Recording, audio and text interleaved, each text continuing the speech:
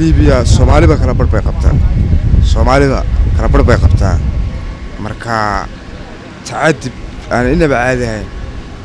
ayaan kala kulan oo jilli oo xabsile oo habeen iyo maalin lagu jiray wallahi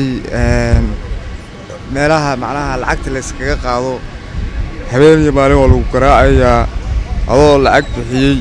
ayaa naftana laga tiraya meedku saas isaga rasiisay horta wallahi tareenkayga maanta lagama sheekan karo waayo 2 sano iyo 4 bilood baan jeel ku jiray waayo madaxweynahayga aad iyo aad baan ugu mahadcelinayaa gaar ahaan anigu nin ka soo jeeda Soomaaliland baan ahay anigoo aan kala aqoon dal iyo dad ayaan ku kala bartay jeelka dal iyo dad maantana waxaan ogaaday inay Soomaaliland ayna ahayn dal yar oo maamul goboleed oo timaada Soomaaliya hoos timaada waayo de hadii ayna hoos iman de igama soo madaxweynahayga saana iga soo saaray meesha de ina dadaalay waxaana jeclahay madaxweynahayga dhalinyaro badan oo meeshii iga hadhay in ay u dadaalaan oo ay meeshii ka soo saaraan alxamdulillah wallahi tamaam dareemo magacaygu galad cali cabdullaah daag wareen ku bilaabo wallahi wadanka Liibiya in badan ku soo dhibaataysanay xabsi iyo meelo badan ayadoo aad lagu soo dadaalo madaxweynaha qaranka Soomaaliyeed Maxamed Cabdullaahi Farmaajo iyo ra'iisul wasaaraha iyo dhammaan safiirka Soomaaliya Safir Ibrahim oo aad loogu soo dadaalo xabsiyadii naga soo saaray oo aad halkan uga mahadcelinayo wallahi Liibiya waa meel aad iyo aad u dhib badan waa meel dab inuu hadaad gasho saad uga baxday adag tahay qof walbaabana maanta dhalinyaradaas aad u jeedin oo tirada badan oo imaatay wallahi rafaadka 20 kun 15 kun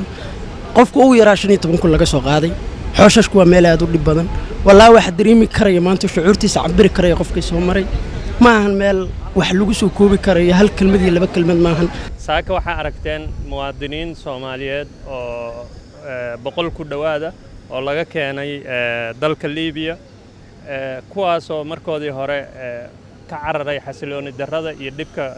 ay ka cararayeen laakiin dib ka badan kala kulmay meeshay tageen waxaana u maleynaa inay yihiin khubaro tahriib haddaa waraysataan ayaga khubaradii ah dawladda federaalka Soomaaliya sida ogtihiin waxay dadaal badan gelisay sidii maxaabiista meelo badan oo caalamka ka mid ah ku jira iyo dadka dhiban ee wadamo badan ku dhiban in wadankooda lagu soo celiyo hawshan hawl socotay waa qayb ka mid ah last sanooyinka la soo dhaafay Maryan iyo teamka wasaaradaha ka shaqeeya hawshan bishii la soo dhaafay madaxweynaheena wuxuu la kulmay markaan Turki joognay madaxweynahooda waxayna ku heshiiyeen inaan hawshaas dardar gelino hadda waa raci ugu horeeyay intii maaragtay covid ku dhacay dad badan oo saas meelo badan oo kala duwan ku xiranna waa la soo celinahay haddii Ilaahay idmo idinkana aad u mahadsantihiin soo dhaweyntiina laakiin waxaanan ku dhiirigelinaynaa dhalinyaradeenna